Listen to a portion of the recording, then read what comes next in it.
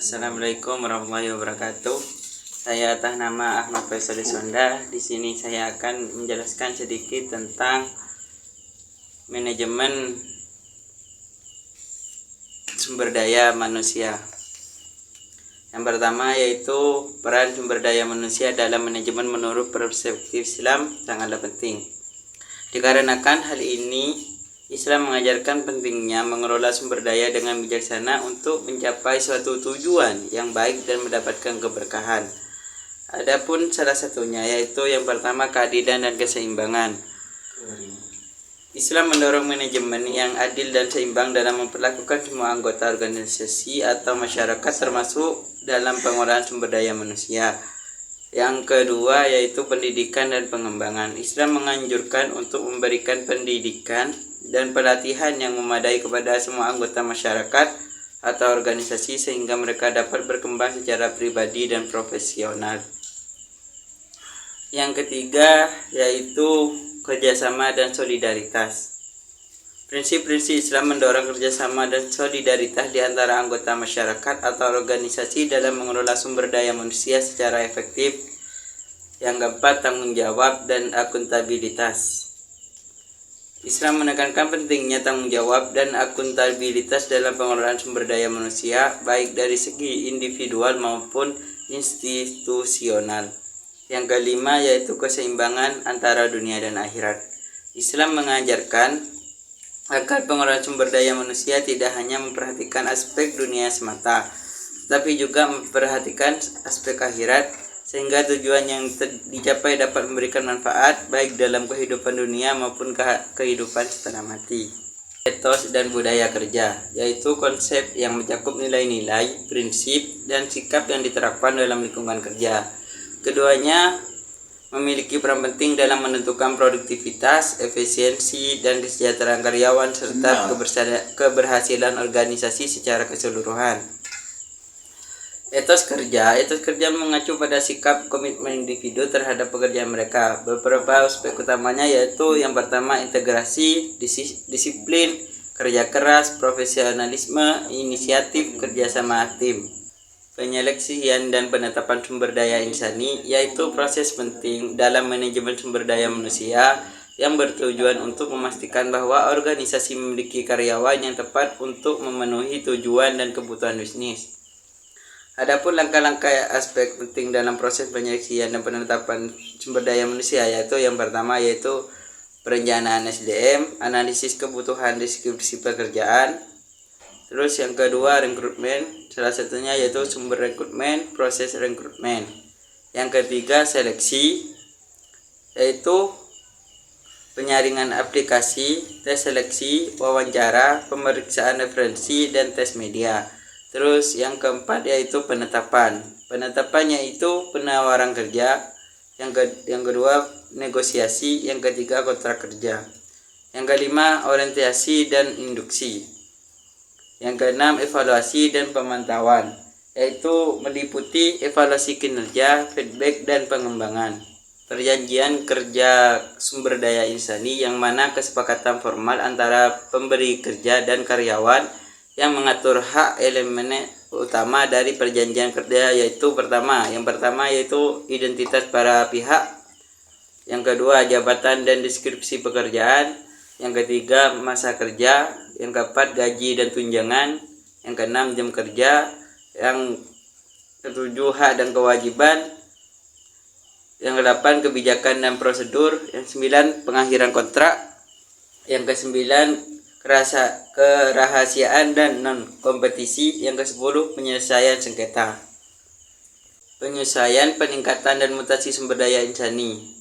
Bagian penting dari manajemen SDM untuk memastikan bahwa karyawan dapat berkembang dan memberikan kontribusi maksimal sesuai kebutuhan organisasi. Berikut penjelasan singkat untuk masing-masing. Yang pertama, penyesuaian. Penyesuaian mengacu pada adaptasi karyawan terhadap perubahan dalam pekerjaan atau organisasi, yaitu mencakup salah satunya penyesuaian posisi, kedua penyesuaian gaji, yang ketiga penyesuaian waktu kerja. Yang kedua yaitu peningkatan. Peningkatan mengacu pada upaya untuk meningkatkan keterampilan dan kompetensi karyawan. yakni yang melibatkan yang pertama pelatihan dan pengembangan, yang kedua pengembangan karir, yang ketiga penilaian kinerja. Yang ketiga yaitu mutasi. Mutasi mengacu pada pemindahan karyawan dari satu posisi, departemen atau lokasi yang lain.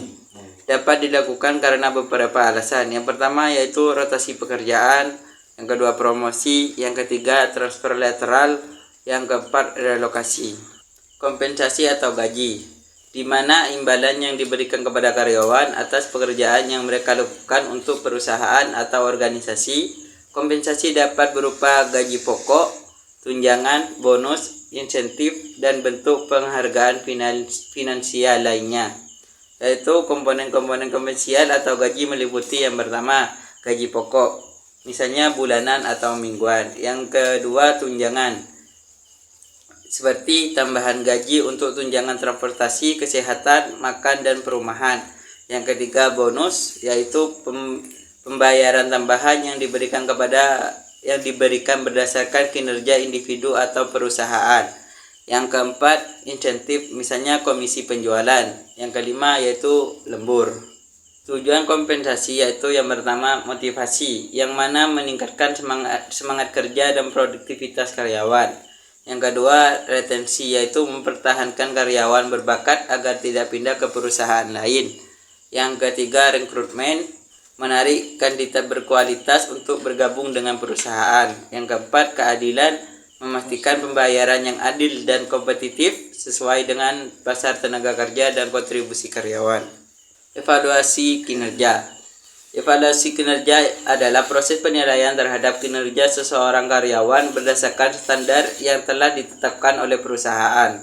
Tujuannya ialah dari evaluasi kinerja yaitu menilai kontribusi karyawan, mengidentifikasi kekuatan dan kelemahan, serta memberikan umpan balik untuk pengembangan karir. Langkah-langkah evaluasi kinerja yaitu yang pertama penetapan standar kinerja, yang kedua pengumpulan data, yang ketiga penilaian, yang keempat umpan balik, yang kelima rencana tidak lanjut. Metode evaluasi kinerja yaitu ada 4. Yang pertama penilaian 360 derajat, yang kedua penilaian kinerja berbasis tujuan atau MBO, yang ketiga skala penilaian, yang keempat penilaian kompetensi. Pemutusan hubungan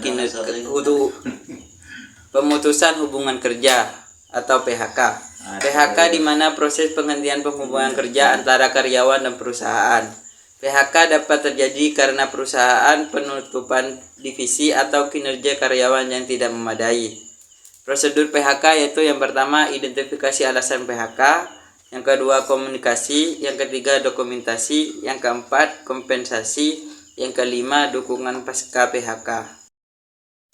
Sistem informasi manajemen sumber daya insani, di mana kerangka kerja yang mengintegrasi teknologi informasi, data, proses bisnis, dan sumber daya manusia untuk mengelola informasi dengan efektif dalam sebuah organisasi.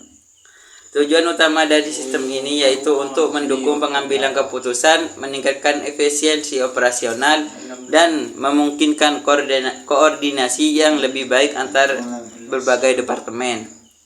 Komponen utama sistem informasi manajemen SDI yaitu yang pertama perangkat keras, yang kedua perangkat lunak, yang ketiga data, yang keempat prosedur, yang lima manusia.